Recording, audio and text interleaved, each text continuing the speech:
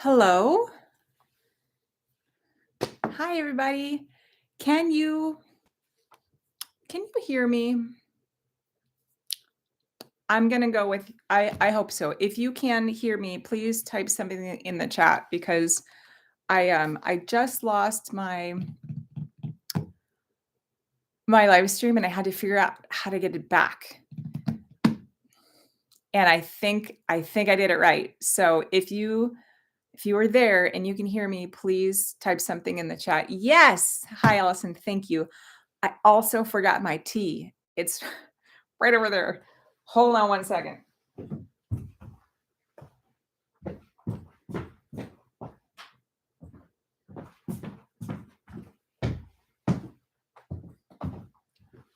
Sorry about that. And Helen. Hi, Helen. Thanks for coming. I'm glad that you're here.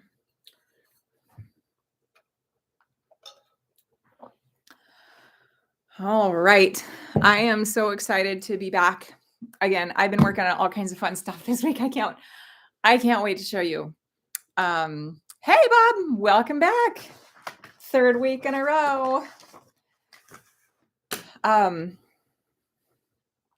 I thought, oh, there it is. I know that there's a little place on the screen where it shows how many people are there. So good. I hope you've been having a good time knitting this week. I have been having a great time knitting. So, yeah, I've been working on some hats and I've been working on my knit along.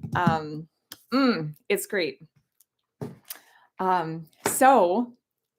So let's talk. I'll probably come back to the knit along, but I'll probably touch on that a few different times during our time together today, but I wanted to show you what I've done so far. So I went through, if you've downloaded the pattern for this, it'll have the photo, and then it'll have the 1952 instructions.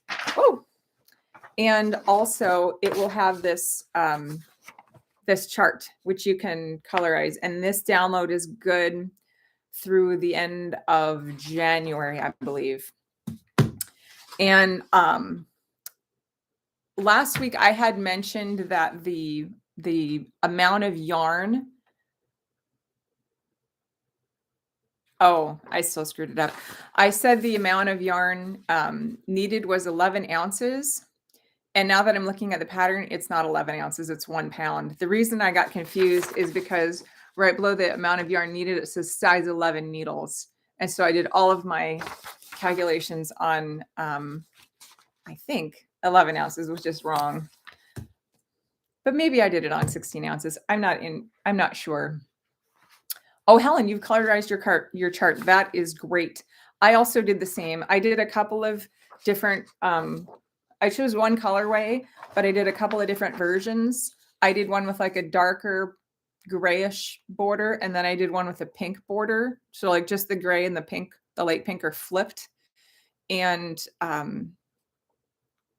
I went with this one. I'm going with this one. Helen, oh, yours was already colored? Huh. Your chart is colored and not blank. What colors was your chart, Helen? Was it green by chance? I'm guessing it might have been green.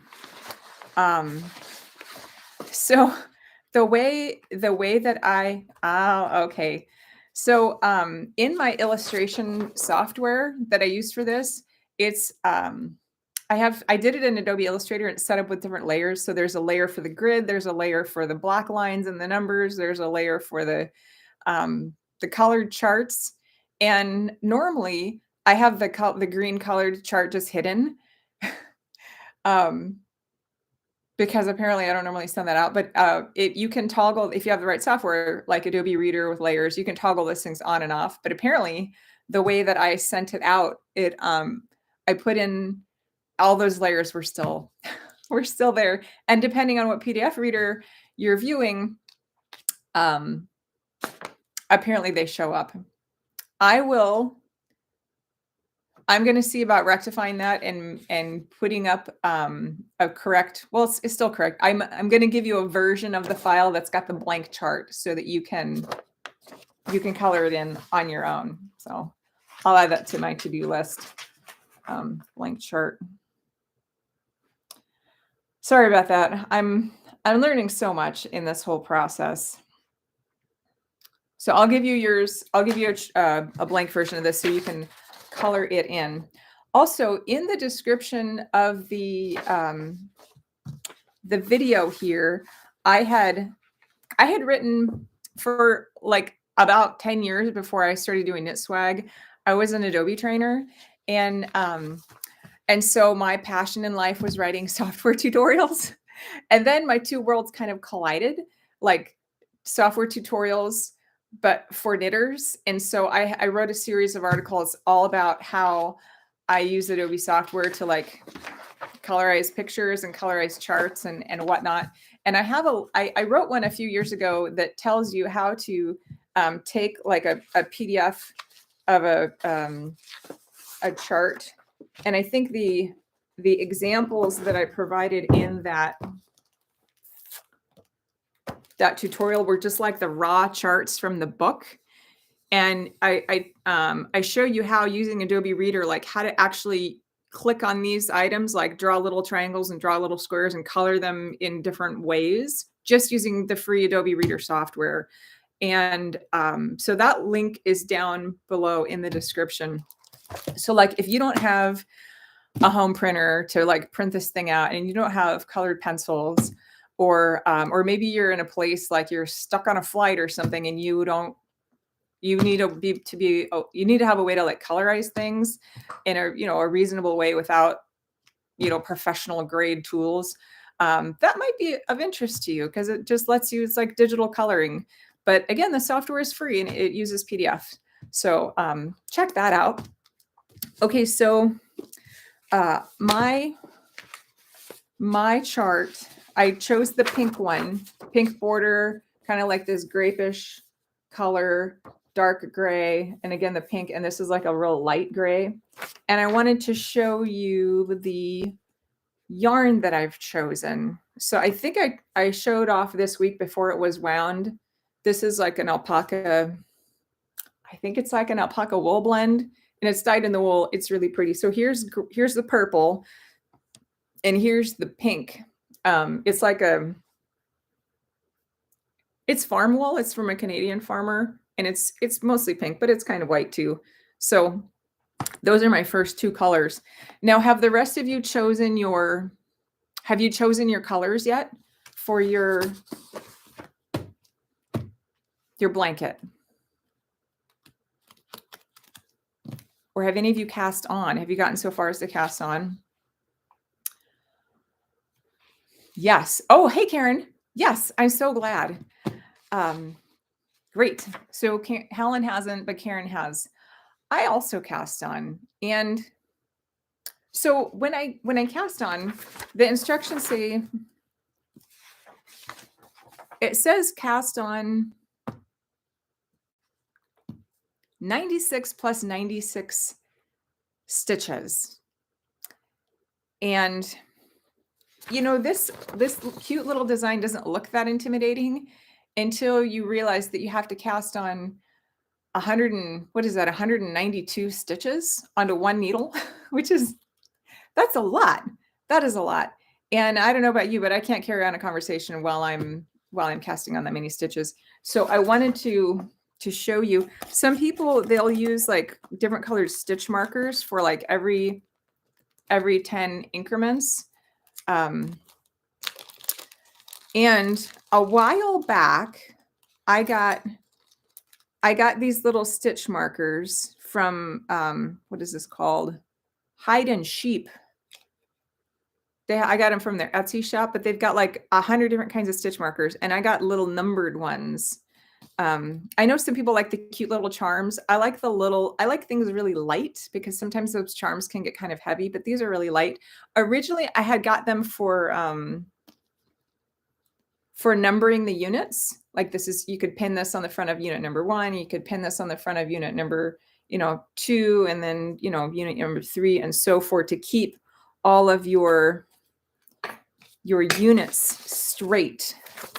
Especially, and that's really important when you're working on like a single color design, because some of those sweaters in there, they're like all in the book, the number knitting book, they're all one color, and it'll drive you batty if you can't keep your units straight. And so that's what I originally bought these for. But then what I realized is that they would also be really good for like putting on every 10 stitches to keep track. Or if you're like I so often am, you are on a road trip without any stitch markers, you could also just use like what Virginia refers to as ring stitches, which is basically just a loop of yarn, and stick that in there. But sometimes the fluff from this can come off. Like if you're using a white yarn, it can come off. But anyway, so cast on 96 plus 96 and then work it in a double wing. And for those of you who have cast on, what kind of cast on did you use? I like to use the Karen likes the Italian cast on. I still haven't tried that. I need to do it. Does it give a chain stitch edge? Because I found that the original cast on that Virginia uses in the book, and for those of you who it's your first time here, I should have introduced myself. I'm Kelly from KnitSwag, and we're talking about number knitting every week. I need to get better about doing intros. But anyway, the cast on that she mentions in the book is it's like a reverse E-loop cast on, and that's the only cast on she mentions. And it's a fine enough cast on, but it doesn't give a perfect even chain stitch edge. It's got that chain stitch on both sides. And so what I found is I like to do a crochet chain cast on, and I have a few. I think I linked to that in last week's video, and I'll link to it again. I don't know if you can see this, but it's got this perfect chain stitch cast on. I think the pink is a little bit easier to see. And so when you have your cast on edge, it's going to look exactly like a regular old bind off edge. And so it matches. And it also has, like, if you do a chain stitch edge on the side, it matches that too. Karen says the Italian cast on gives a rope edge. It's easy to pick up. Okay. Again, I need to try that. But I like the chain stitch cast on because it makes it so even. And so when you go in to pick up on that one edge of the chain later on, there's always going to be a perfect chain stitch edge. And I love it. I love it so much. Okay, so I figured out what my yarn was. I decided to do a size 8. I think it's a size 8, not a size 11, as she mentioned in the book. So let's talk about these units. So this whole thing here is going to be unit number 1, and you're supposed to cast on 96, place a marker, do 96.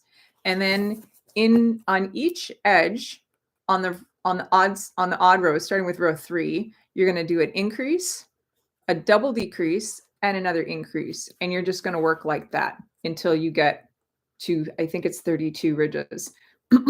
And then you continue to work the rest of the pattern, and you come back later and fill in these little pink triangles.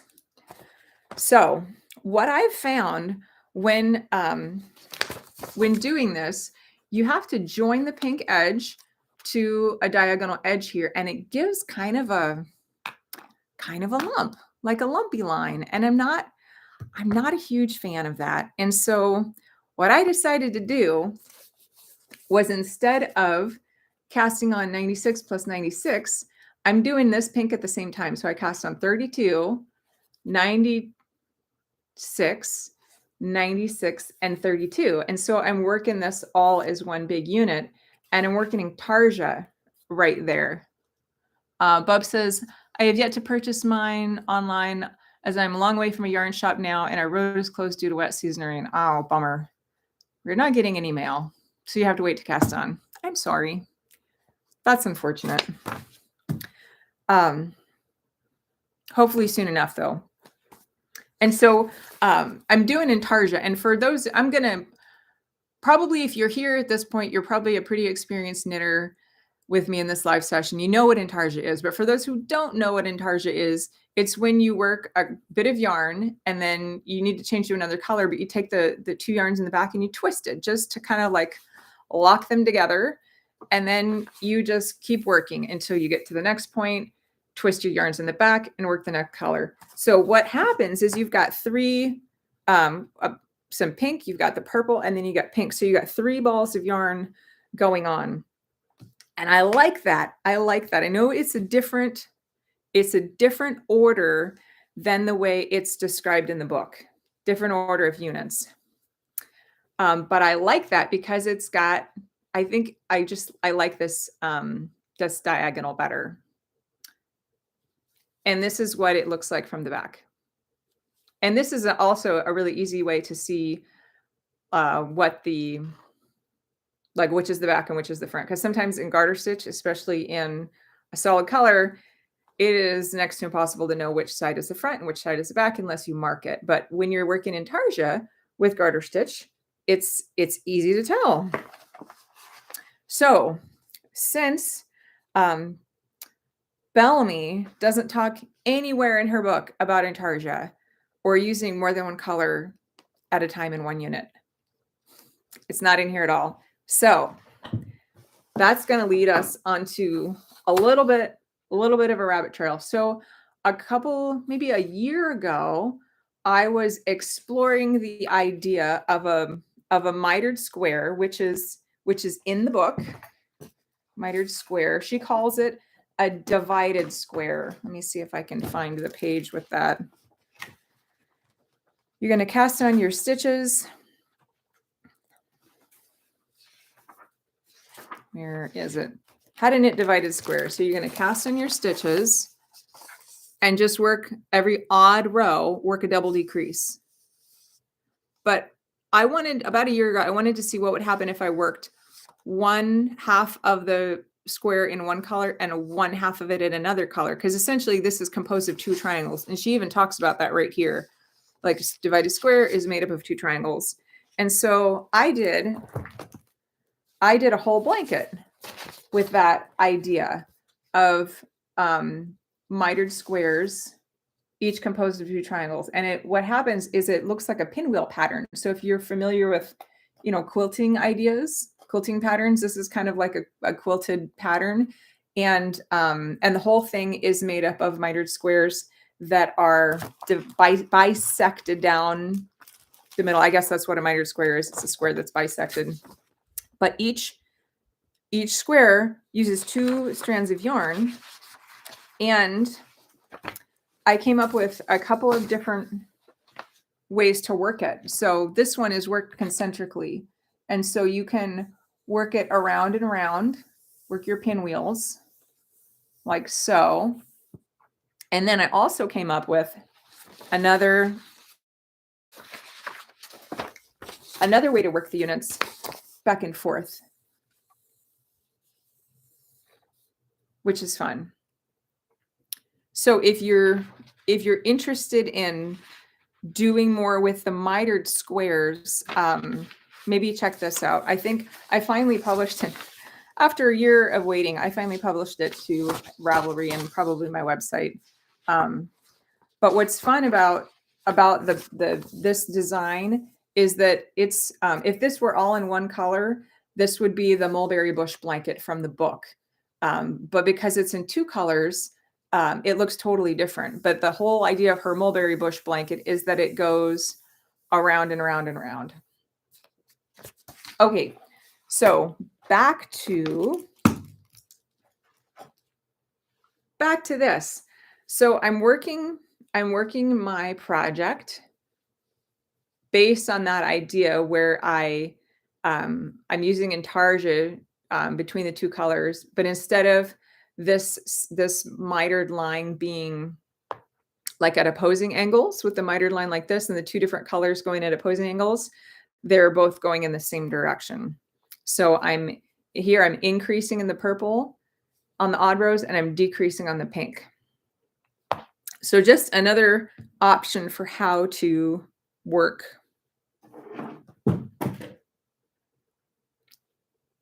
your diagonal lines in mitered squares. Question for you.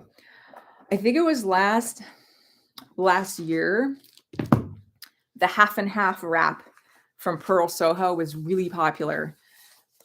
Did any of you knit that, or are any of you familiar with that pattern?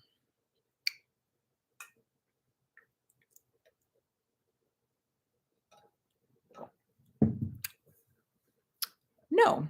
Okay. So it was a whole bunch of people. It was like this big Instagram knit along. Tons of people were doing the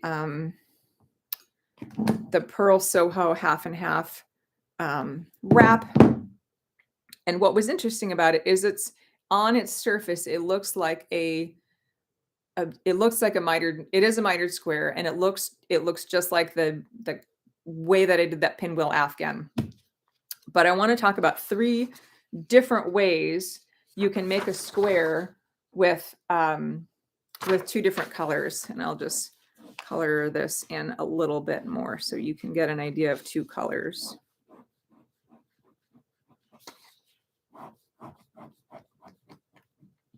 Okay, so the first one that I want to talk about is Bellamy's divided square. So you're going to cast on your stitches and do a double decrease in the center. And in my pinwheel version, you'd use intarsia in the middle.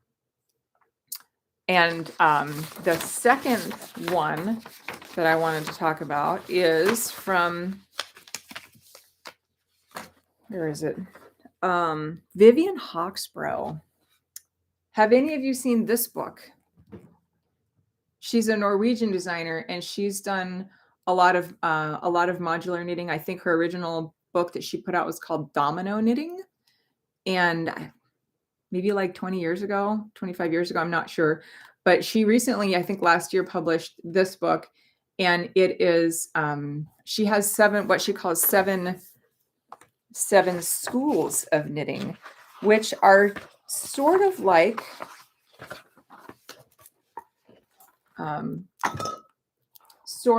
Bellamy's 7 shapes, but she has scallops, and she's got rectangles, and she's got stripes, and she's got different shapes. But notice this one. These are mitered squares, each made up of 2 different colors. But the way she constructs them is totally different than the way that Bellamy did.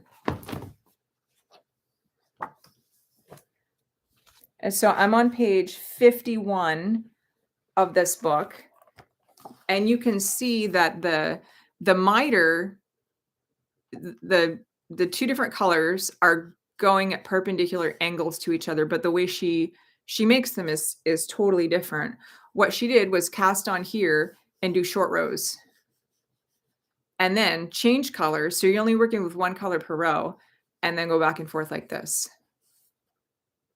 It's going to have the same visual construct as Bellamy's divided squares, but it's 1 color worked at a time. And so Pearl Soho's square is, again, it's visually very similar, but all the stripes go in the same direction, like all the garter ridges. And so the way they work theirs is you cast on and you do a triangle, and then you pick up stitches along the edge and then work short rows. So the whole thing is the whole second triangle is all short row, and then you bind off at the top. And the effect is that the garter stripes all go in the same direction. And so it's interesting that there's 3 different approaches to how to make a mitered. I guess this isn't a mitered square. It looks like a mitered square, but it's not officially a mitered square like these 2 are. I just thought that was interesting. Okay. Let's Oh, I wanted to show off next something that Karen and I have been working on together. So Karen is my friend from up in New York, and she's an editor and kind of new to number knitting. And she told me that she has a hard time remembering the rules. And the rules, I made a whole video about the rules. If I remember to link to it, I will, but you know what? I'm going to write that down. Link to rules video.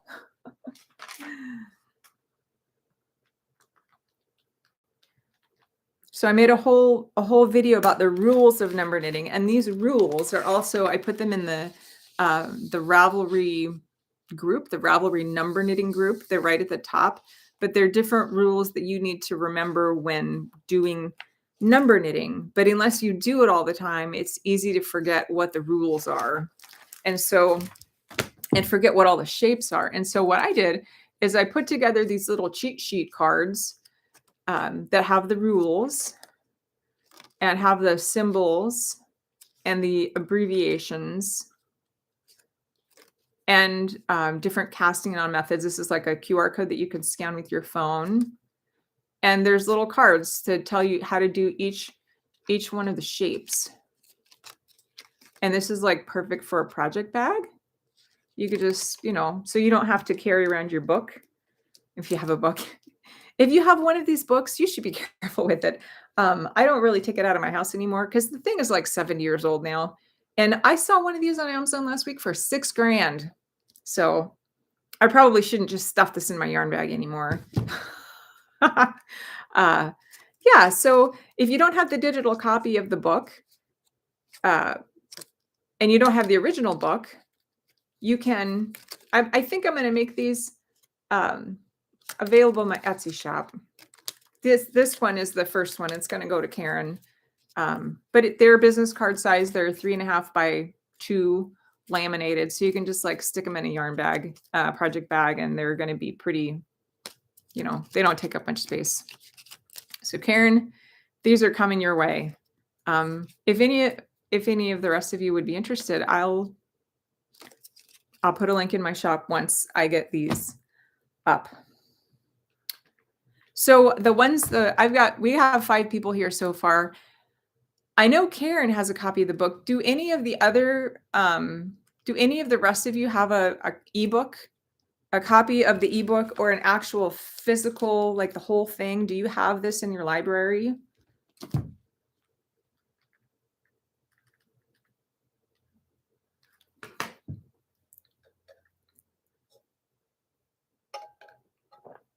Oh, you don't, Alice. Helen, you don't either. Oh, okay.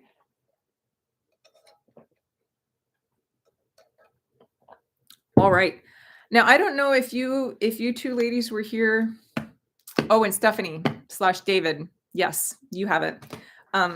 For those of you who maybe weren't here last week, what I've done in the past, because I want people to have this book and love this book and learn from this book as I am. So I have I spent several years digitizing the whole thing, scanning it, redrawing all the charts. It's for sale for $74.99 in my shop. But I know not everyone has $74.99, and I get that. And so what I've been doing for people is if they will knit one of the patterns from the book, such as this, and post it in their Ravelry page and post it on social media and just send me the link showing that they've done one of the patterns, I'll give you a coupon code for 50% off, because I think people need to get this book because it's so great. But I know not everyone has $75. But if you've got some knitting time and want to put forth some effort into, helping to bring this back, then yes. So Alice and Helen, knit yourself a tropical leaf car throw, send me a picture, and I'll send you a coupon code for the whole thing. And what I've done is I've digitized There's, I think, 74 patterns in here, and I've made these nice charts for every single one. And so if you have a digital copy of the book already, I will send you whatever the new charts that you want. Helen says, I tested abstract roast for you. Oh, okay. If you want to do another one, I'll give you another coupon code and we can talk about that. But yeah, I thought your name looked familiar. Oh, and Bob has the domino knitting book. That's I don't have it up here. It's a little thin book about yay big, and that's by Vivian Hawksborough, and it's a great book. Yeah. Oh, one thing I forgot to mention on this pinwheel blanket. If I can find the picture of it. There it is. It's a little hard. It's a little hard to see in this picture. But no, you can't see it in the picture. Have any of you heard of D-stitch knitting?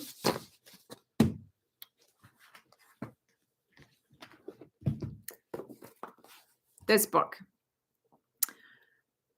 Oh, this is a great book. So if you've ever done herringbone knitting, you're familiar with the idea of stitches that are knit twice. So if you get 2 stitches on your needle, you insert your needle knit-wise into both stitch, bring off a knit stitch, and just pop one of the stitches off. And then insert your needle again into the next 2 stitches, knit it, pop one off. And so each stitch is double knit horizontally. What this book did is it took on the idea of double knitting each stitch vertically, which is amazing. And the reason I mentioned that is because it's got these really great, they're like these really interesting cabled looking edges, which are just fabulous. And so for the pinwheel blanket that I discussed earlier, because a lot of this book is in garter stitch, I used her cast on method here and her selvage method to have this gorgeous like rope edge. It's stunning. And she has, I believe she's got YouTube videos about her, like, not the whole book, but just like the basics about how to do the selvage and how to do the cast on. And when you pair that with the garter stitch Bellamy's method, it's just like, wow, it's so cool. Anyway, I highly recommend this book. Of course, I have all these books and I've used one page out of each one of them. I like to have them in my library as a reference. Yeah. And I also talk about that method in here a little bit and provide a link to her videos. Okay. What is next? All right, back to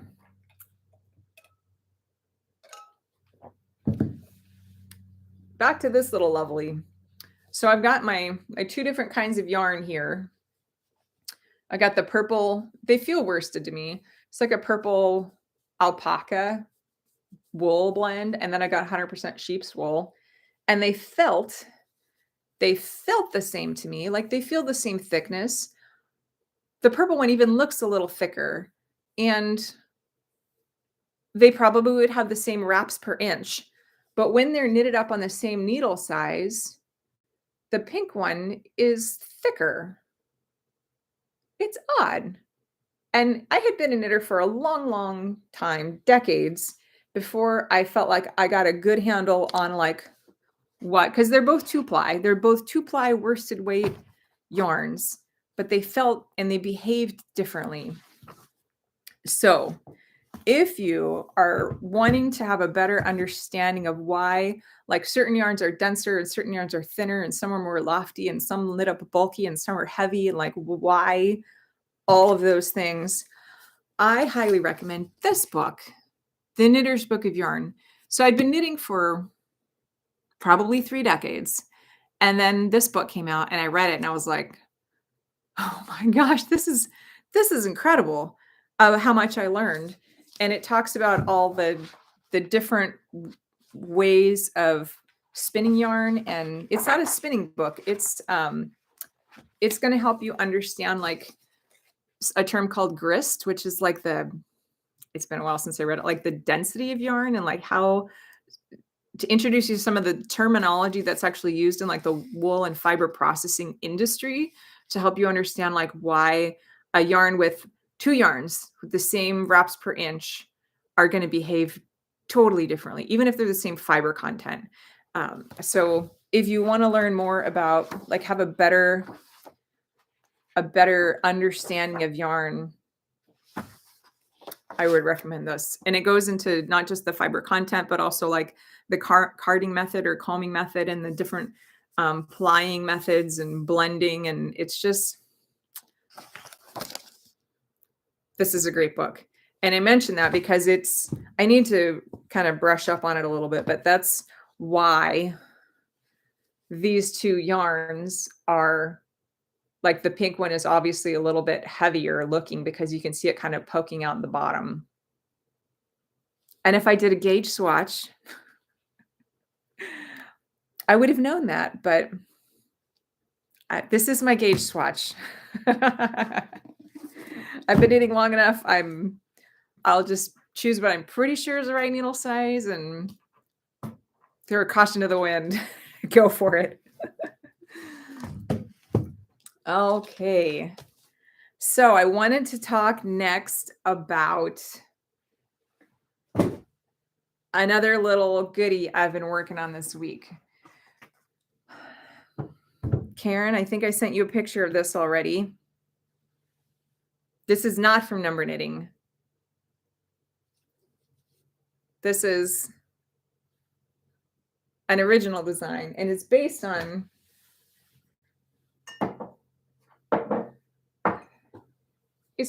this. This is a pattern I came out with recently. It's got the central mitered triangle. And it's knit in 3 sections. So you do the triangle, and then you knit the dark blue at the bottom and the gray stripes, or I guess they're beige, and then you flip it, and then you do the oh no, you knit the light purple first, and then you do the dark blue section, and then you do the lighter blue section. And it's fun because it's all these different 90, 45, and 90-degree angles. So you're working on the bias in addition to back and forth, like on 90s. Fun. I made it in like 8 sizes. But then I thought, how can I make this into a hat? So I was experimenting and like doing some draping and folding and things. And after a while, I came up with this idea. And this is like version 1.0. So you knit it, and then you fold it, and then you fold it, and then you fold it. And it's hat shaped. And I tried it. I'm still working out the math, but I tried it. And of course, because I don't gauge swatch, this is my gauge swatch. I made one. And this took me like, I don't know, took me like 4 hours, 5 hours. I kept ripping it out. And I said, there's no way this is going to fit. Like I need to find a toddler to give this to because this is not going to fit. Ha! How many inches across is this? This is like, I don't know, 7 inches, 8 inch, 8, let's go with 8 inches across. It's not very big. It's not adult sized. Guys, it fits.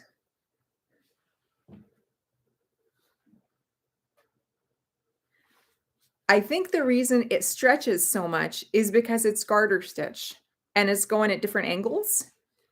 I did wear this out on a walk, and because I'm stretching it probably more than I should be. And so by the end of my walk, it was so I probably looked a little goofy walking around the neighborhood. But this is super stretchy. I was doing some math on head sizes, and I think Normally for like an adult size hat, it's supposed to be a 2-inch negative ease. So like my head is about 20, I think I measured at 21.75 inches around. And so my hat should be 19.75 inches around. And this is like 16 inches around. And so this is like a 6-inch negative ease. And the thing still fits. It's ridiculous. I think the amount of negative ease also has to do with the yarn weight or the fabric weight. So like something that's lace weight, or like this is like a fingering weight, I would probably have a bigger negative ease than I would say like a bulky weight. So I wanted to try it in a real adult size. And so I went through and I did like this big spreadsheet calculator. I'm working on 6 different sizes. Got all my numbers here for different sizes. I'm making this size adult small is because I'm making 3 kid sizes, 3 adult sizes. So I'm working out the math. I want to test it at least a few times before I send it out to actual testers. And so here's what I have. It's a different yarn, obviously. But I think it's going to work. I made some adjustments based on the first hat. So here it is folded. I haven't seamed it yet. And here it is. That's how it's going to be seamed up on the other side. So you fold it here, and then fold it there, and then fold it there. And so there's three seams that you need to do. Another thing I learned is that this one, the original one, didn't have any ribbing to kind of like secure it, because that's why it kept stretching back. And so what I did on number 2 is I added the last 2 bars at the bottom. I turned them into ribbed bars. And I think I'm going to extend the ribbing over here as well. So it's actually going to like wrap around the circumference of the head. Because right now, this version, the ribbing doesn't go all the way around, and there's like this section in the back of about 3 inches that doesn't have any ribbing. So I need to work on that. But it's going to be coming out once I make a few more of these, I'm going to have it go through testing. Anyway, let me tell you about this yarn. Can you see the fluff on it? Can you see how fluffy that is? So a few years ago, my dad called me up, and my dad's weird, just like me. I love him. He's an odd guy, very original. He calls me up and he says, "Kelly, would you like some dog fur?" And I said, "Heck yeah." So my dad has a Labradoodle, and it was summertime and his dog was hot. And so what he did is he took his dog down to the groomer. They washed the dog, dried the dog. He said she first emptied out the vacuum canister, so there was no other dog fur in there. And then he slick sheared the dog. So there's all he had left was ear hair and I think a poof on his tail. He's a Labradoodle. And so then he took all this dog fur and he bagged it up and he mailed it to me. And I have some hand cards. So I hand carded it and I spun some of it. I blended it with some wool, and man, it was a pain. It was such a pain. And it's I don't know if you've ever tried spinning dog fur, but it's like it gets really matted, just like it does on the dog, how the dog will get all matted. It does, like if it's just like cut off and in a bag, it gets super matted. And so what I did, I had a pound of dog fur. And so I sent it off to a wool mill, and she blended it with I think 3/4 wool, like, I don't know what kind of wool she had, 3/4 wool and 1/4 dog fur. And then she sent me back big bags of roving, which I then, I spun into yarn. And some of it was like, some of it she dyed purple and green. It's hard. This camera on my laptop's not awesome. So you can't really see the color. Um, and then some of it, she had this other color of green. So, but all of it has this like underlying kind of a beigeish color. It's the color of my dad's dog. And it's what's so crazy about this is I made him a blanket out of it. So it was 3/4 wool, just 1/4 dog fur. And I had the blanket on me and it absorbed all the warmth from my body. So when then I put the blanket on my husband, it was like giving him a heating blanket. This stuff is crazy. So my dad and his wife, they live in Ohio, and I made him hats out of this stuff. And they said it was the warmest hats she's ever had. And she's lived like, she has lake effect snow every year. And so now they have hats made out of this stuff. And so anyway, I've had a couple of little balls of leftover, like, what do you do with a ball of dog fur blend? But these little hats, because I don't have a lot of it, it's perfect. So this, I think this pink one is like it's like a Malabrigo bulky single, but it has a lot of these it has greens in it.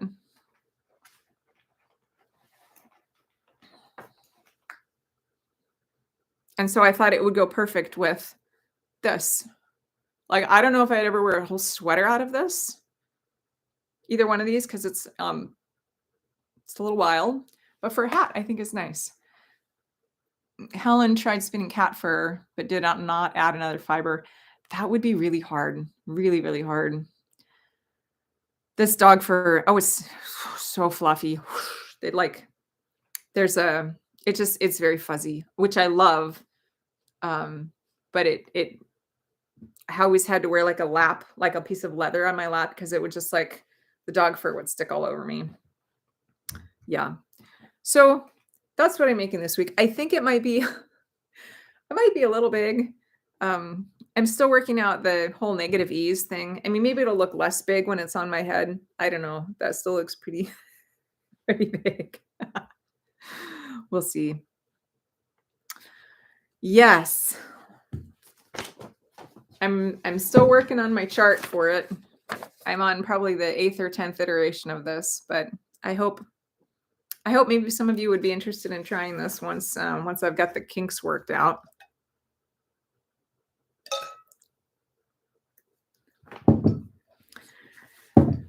All right, 6:49. Do you have anything from the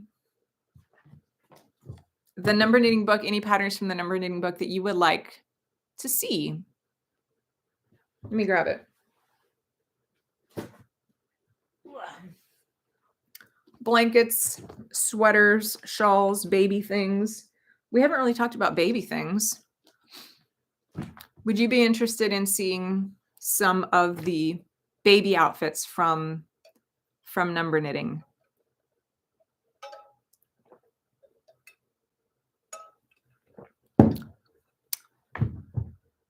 Well, I'll show you anyway.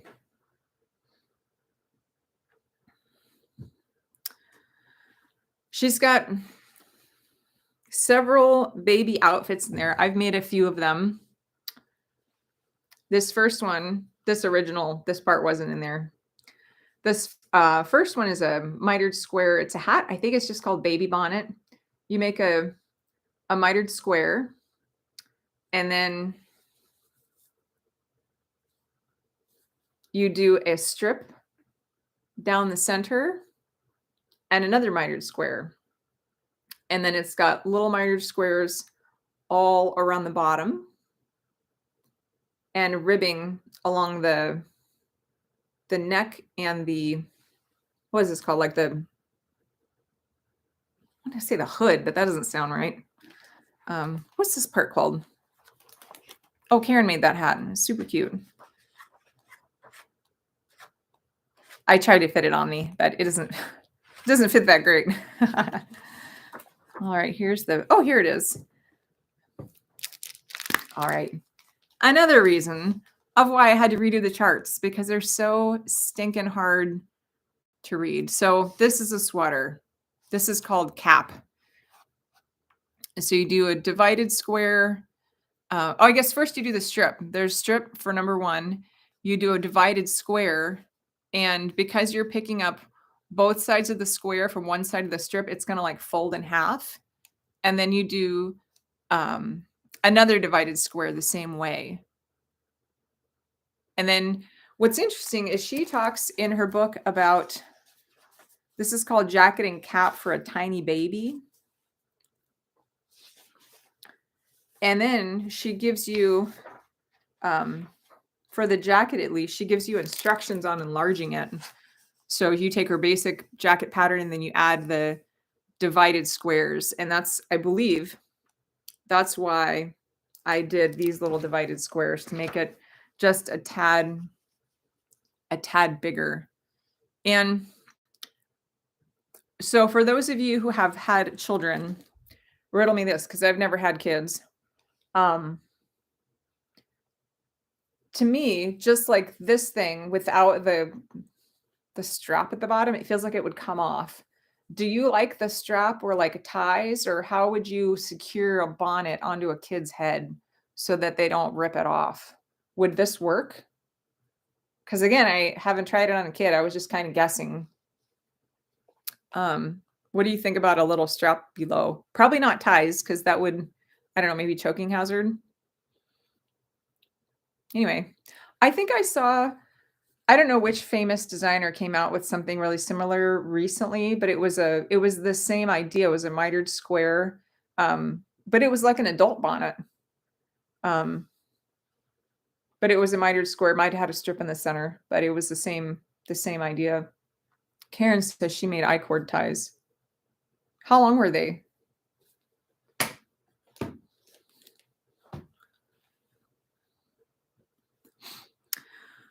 Okay, the next up that I wanted to show off.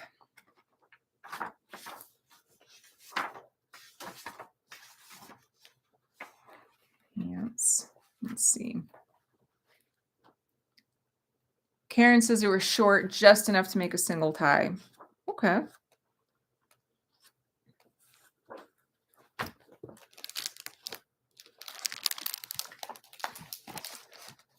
It's a little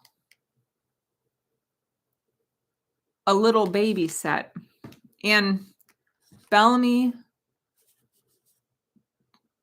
designed this because she said she had a friend that wanted to knit some baby things. And remember, this is like in the 30s, 40s. She had a friend that wanted to knit some baby things, but all she knew how to do was knit a square. And so Bellamy designed this set for her just based on squares, not rectangles, squares. And so it has a jacket. It's got a shirt, and it's got a pair of pants or panties. And so, oh, and a hat, also the hat. And I have all 4 of those to show you. So the shirt, you take a square, and she had it tied with like little, oh yeah, I did the same thing. Tied at the shoulder, and then you seam down below. And what's, I don't know if you guys can see these little dots right here. Those are, she did smocking. And I've never seen smocking in another knitting pattern, but she says to run a strand of yarn through, and she says to tie it at both ends. Of course, I didn't read close enough, and I didn't tie it at both ends, but you run some yarn through there to kind of like cinch up the top a bit, like at the shoulder area, to make room for the arms. And so all of this whole layette set uses that idea of the smocking. And it's got these little armholes. It's cute. It's super light. I think this is like Knit Pick Stroll, I think, which is like a fingering weight yarn. I'm pretty sure I did it like on a size 8. So it's a very loose gauge. All right, the next one was the baby panties. but the smocking is down at the crotch area. Instead of, did she have a ribbing? I don't think she had ribbing or anything at the top. She just had them tied. For mine, I decided to add some garter stitch at the top, just like going, see the body is, you know, running vertically, but the top, I just added some garter stitch running horizontally. And I did the smocking here at the bottom, and I don't think she specified to do, oh, yeah, she does. She says for the contrasting color border, she says using a rayon twist, crochet hook, and slip stitch seam back to front halfway up along flat edges on right side of shirt. Yeah. And she even gives instructions for these little, she calls them flowers. They're like little crochet chain flowers, which are kind of fun.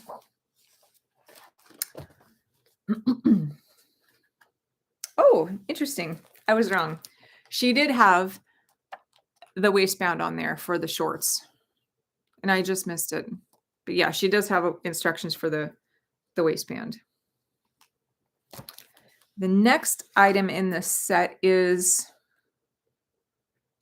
5 squares make a baby jacket. So you got 3 squares for the back, 2 squares for the sleeves, and 1 square for each half of the front. And I think, again, never had kids, and I don't even know if may have dressed a baby this small when I was babysitting back in high school. I don't know. It's been a long time, so I don't really know like the geometry of infants. These sleeves seem kind of long to me. They seem like really long. And I think in her original book, she has you do, yeah, she has you do the smocking like kind of part way up. And so there's this like flare on the sleeve. And I didn't do the smocking, but I just kind of like gave mine oh, I did. Oh, yeah, I can feel it now. It's right there. So I did the smocking, and even with the smocking, it's like this big flare. And it just seems really kind of long. Like I would think that baby's arms, like for his fist show, would be like about there. Am I wrong? That's really long for that's really long. Maybe it's for an older kid. I don't know. But anyway, so this is the front. Super long arms. That's why I probably folded them back. There's the back. 1 square. So this is baby jacket.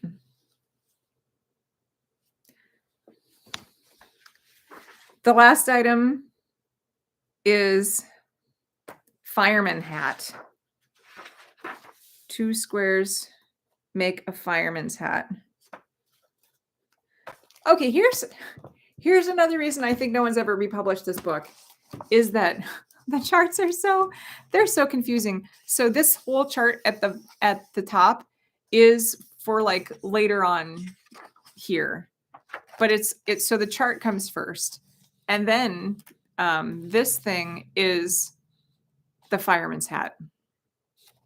It's 2 squares, and I believe, yeah, they're running in opposite directions. And again, it's hard to see with this chart. So for the first one, you're gonna cast on, work this way, and then the next one you're gonna cast on and work that away. So and then you crochet them together, so they're running at opposite angles.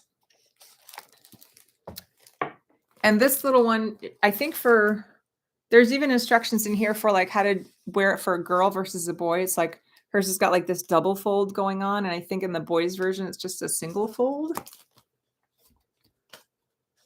Yes. Turn front point of cap back from face and fasten at crown with a flower button for a boy. So I guess this is the boys version. For a girl, turn back and again forward with a small bouquet of flower buttons above forehead. So Yeah, this is the boys version. I wish I had a child to borrow to maybe some of my we've got some new families in the neighborhood, some young families, so maybe I'll head over to their house one day for a photo shoot and borrow their kids and get pictures of all this stuff.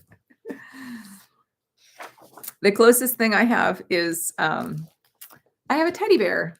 So if you look at these photos on my Ravelry project page, it's all with the bear, and, it's all pictures of the teddy bear. I have not yet made the fireman's coat. One thing I was kind of wondering about is this whole jacket thing seems really long, and I don't know, do kids wear stuff like this? Because this is like blanket size. Like if I was gonna put a baby in like a car seat or a bassinet, not a bassinet, like one of those prams things like they do in England. And so if I wanted like a sweater blanket combination, I would make this. But like, do kids today, do they wear these gigantic blanket sweater things? Or is that just vintage? I don't know. Um, Let me know what you think, because I've wondered about this and I don't have kids. So I'm not up on all that sort of thing. Yeah, so one last thing I think is worthwhile. All these baby items are in there's a section of the book. I think it's called Costume Design for Children or Baby's Clothes or something. But the first time I saw this sweater, I gasped. Oh, Karen now says they have kids take off their coats before being put in the car seat. I think I saw a video about that. So make it, and then you put the blanket over the top. That way the seat fits properly and snug and all that. Okay. That makes sense. So the first time I saw this, I gasped because it reminded me very much of Baby Surprise. Have any of you ever made a Baby Surprise by Elizabeth Zimmerman? I've made a few of them over the years, maybe two or three. But it's interesting because it's it's been around. I think she originally published it in the 70s, but it uses the whole sweater is in made in one piece, and it uses these 45-degree, I guess these 45-degree angles, so these mitered edges all over on the back and the sides and under the arms, and it's really interesting. And I suspect that Elizabeth got her ideas for using these 45-degree angles, like on the underarm shaping for Baby Surprise, from this book. Those are my suppositions. That's what I think. But it really reminds me quite a bit of Baby Surprise. I think Baby Surprise took the shaping to the next level, because this is a pretty simplified version. But Baby Surprise is very cool. And I'll also link to that because that's a great pattern. And I think it's like, I think you can buy it on the Schoolhouse site or Ravelry for like $1. A designer came out recently with a preemie Baby Surprise version. I think she might have even put that out for free. She got permission from Schoolhouse Press to do it, which is Elizabeth's publishing company. And then a few years ago, Collie Swanson, who is Elizabeth Swanson's grandson, came out with a book called The Complete Surprise. And so it has the Baby Surprise shaping, but like in a grown-up version. If you like that sort of shaping or like that sort of construction in an adult sweater. And that's really interesting too. He's even got I think he's got a color work version. It's not like the original surprise jackets were in garter stitch, but his complete surprise is like a stranded colorwork version with steeking down the front. And it's gorgeous. So anyway, those are the things I have been working on this week. So we got a few people that have cast on for their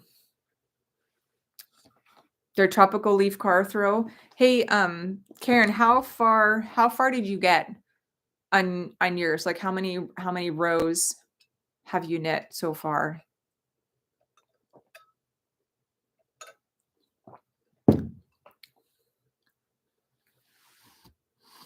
I think I've got 12 ridges,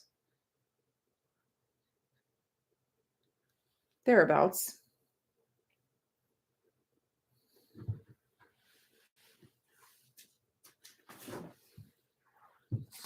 Karen's counting real quick. So this is mine, and I've gotten about that far. 8 ridges, 16 rows. You're using size 4s? What size yarn are you using? Fingering? Surely size 4 millimeter or 4 US 4, because I always get those mixed up. I know in my mind the US sizes, and I still don't know all the millimeter sizes. I would be curious if any of you choose to do the gauge listed in the book, which is 3 stitches per inch on size 11 needles, which makes a lovely fabric, by the way. It's very fluffy and lofty. Size 3, what? Size 3 yarn. Oh, you are probably referring to the American Craft Yarn Council yarn gauge. Yeah, probably so. Size 3. I think that's a fingering. Yeah. As I think a worsted is sport is 4, worsted is 5, then it goes up from there. So it's a fingering. Okay, well 4 makes sense then. So in the original number knitting book, Bellamy, she came up with 4 standard sizes that she Granny Squared. DK, welcome. This is your first time chatting. She came up with these 4 standard yarn sizes, and as far as I know, she was the first person in the knitting world to come up with like standardized yarn sizing, because before that all of the yarn sizing was more like almost like brand names. There was a little bit of standardized sizing, but not really. I have a vintage knitting book, and there's not anything like this where just, a handful of size, like weights of yarn. But there was in one book like 83 different weights, 83 different types of yarns listed. Sometimes it's called German, sometimes it's called Scotch, sometimes it's called floss, sometimes it's just given the brand name. And so I think what she did in this with her standardized yarn weights was like really kind of, fundamental. And I don't think she really gets enough credit for it. Yeah, I think the American Craft Yarn Council now has, I think it goes from 0, which is cobweb, all the way up to 8, which is super bulky. And so if Karen, you use a 3, that would be I believe a fingering or a light fingering weight yarn, which would be lovely on a size 4. I think this is a fingering weight on a size 5, and it's like, I think it's like 5 stitches to the inch. Yeah, lovely. She was way ahead of her time. I agree. And if she had written more books, she probably would have been really famous, but we just have this one, and that's fine. We just, we need to make sure it doesn't, I feel like it's getting more attention now than it has probably in decades. So I'm glad she left us this one. DK light worsted weight on a size 4, which is scrumptious. Is yours superwash or non-superwash? This is a light. This is the light fingering on a size 4, and it's lovely. DK light worsted weight. Okay, yeah, that'll be a nice fabric. All righty, folks. Did you have any other number knitting garter stitch things you wanted to talk about before we call it a night?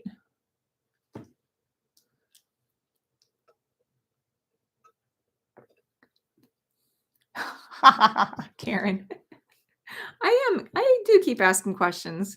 That's why I do these, because I tried like a year ago to just, sit in front of the camera, talking to the camera by myself, like, hello, I'm Kelly from KnitSwag, and today we're going to talk about number knitting. And no joke, I mean, I can't tell you how many hours of footage I just threw away because it was just garbage. So what I resorted to doing, I printed out a picture of Karen. I keep mentioning Karen because she and I are good friends. I printed out a picture of Karen about this big on a sticker, and I stuck it on my cell phone because I would record with my cell phone camera, right? So I had my camera facing me, and I stuck it right here. So when I was looking at the camera, I'd be looking at Karen, and I would just be talking to Karen, and that's how I would try to like not sound like a total fool. So um, that's why I'm doing these live streams, because I need to be having conversations with people, because if I'm just talking to a camera in a room by myself, I feel like an absolute idiot, and it's awful. So thanks all for coming. I really appreciate it. Helen wants to know where will I see the yarn amounts? I have a stash and want to use them if possible. I am going to double check. I'm going to double check again those measurements, because now that I think about it, I think I totaled them up correctly. It's like 35%, 35%, 25%, 0.5% or something. Yes, Karen, I really did that with the sticker. I will put the amounts of yarn needed for this, for the tropical leaf car throw. I'm going to do like a percentage, because she has in the pattern, you need 16 ounces of yarn, but that's if you are doing 3 stitches per inch on size 11 needles and you're using worsted weight yarn. Well, I don't know what weight of yarn you're using, and I don't know what your gauge is and what your needle size is. And so I don't know. But what I can do is I can give you the ounces that she listed, as well as a percentage breakdown. And so if you wanted to, let's see, 1, 2, 3, 4, 5. You could knit like a square and then weigh it out and see how big this, like how much this square weighs. And I can tell you like what percentage of the blanket this square is. And so then you could do the math to figure out, like, like if this is 1 ounce, like how much yarn you need for the rest. So I will do that, because when I calculate my percentages, like on how much I'm going to need, I'll just do it based on a little swatch. Or sometimes I'll just say to heck with it, cast on, guess incorrectly, and then run out of yarn, and then I'll go stash diving on Ravelry through people's stashes, and like, hey, I need a half an ounce of whatever kind of yarn. All right, so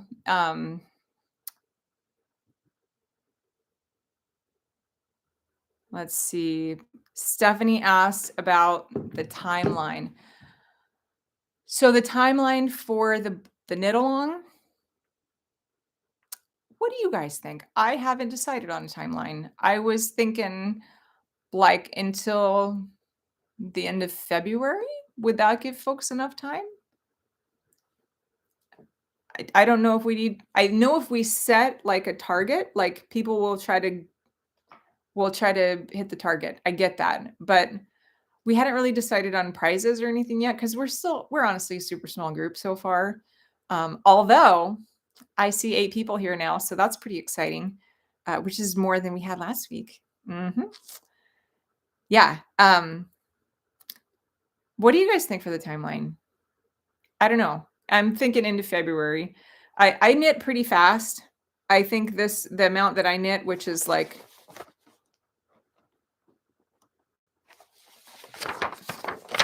about that much, it took me a few hours.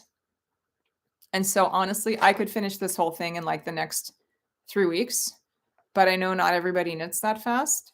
So I'm thinking the end of February, and then we'll choose another one, and we can all work on it. Maybe like every 2 months we can do a new knit along together. And if your first knit along like extends into the next month and you don't finish quite on time, so what? It's okay. Yeah, so I'm thinking the end of February, and as we get closer, um, we can choose the next one that we're gonna be working on. Also, I had a Ravelry group that I started back in, like, 2015, and, all the content is there. People don't post on it very often because I don't post on it very often, but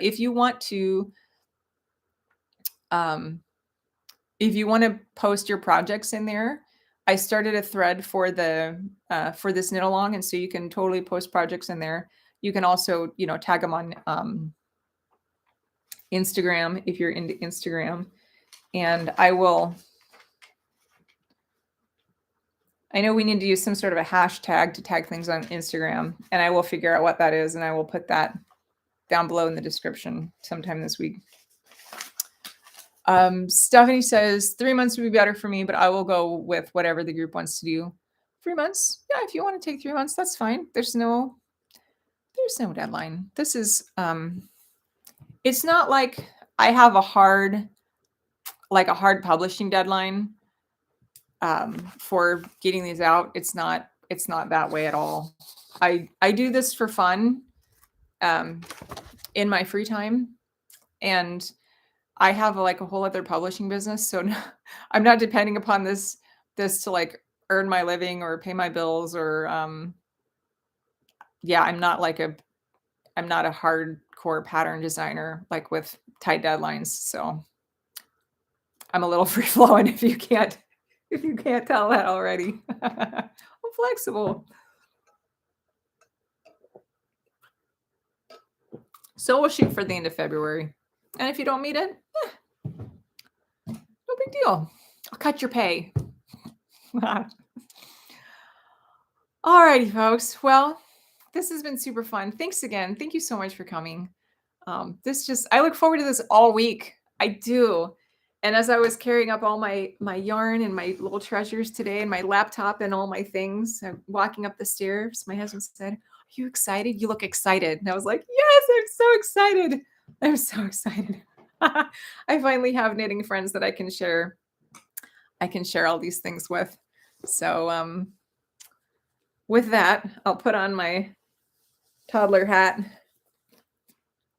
and sign off for the night. Stephanie says it's nice to be meeting with folks who have the same interests. I agree. I agree. There's a lot of knitting that I can do, a lot I don't like to do, but I always like garter stitch. And most of the time it doesn't kick my butt though. But this one I'm like, keep ripping it out and trying again and ripping it out. I'm like, I'm an idiot. Like, I can't get this straight. But I think it'll get better once I start paying closer attention and not trying to carry on conversations while counting. Yes. So Helen, this is a weekly thing. This is our third week, and I'm planning on doing it every Sunday night. I travel occasionally, so if I'm traveling, I might not, but yes, I'm planning on doing it every Sunday at 6. Stephanie said, I told my husband it's time to meet with my number knitting group. You know what's great about number knitting group on Sunday night? I'm off the hook for dinner. Like, I was out with a friend and I called my husband to let him know I was on my way home. He's like, "Oh, I'm out for tacos." Like, I don't have to cook. Love it. That's a perk. Well, friends, another reason I'm doing this is because I work from home and I don't talk pretty much all day long, so my voice gets very weak. And so I made it to an hour and 20 minutes this time, and my voice is starting to get hoarse now. So I should probably sign off so that it doesn't get raw. Anyway, this has been so fun. Thanks for coming. And I hope to see you all next week. And I can't wait to hear how your projects are coming. Okay. Thanks, guys. Bye.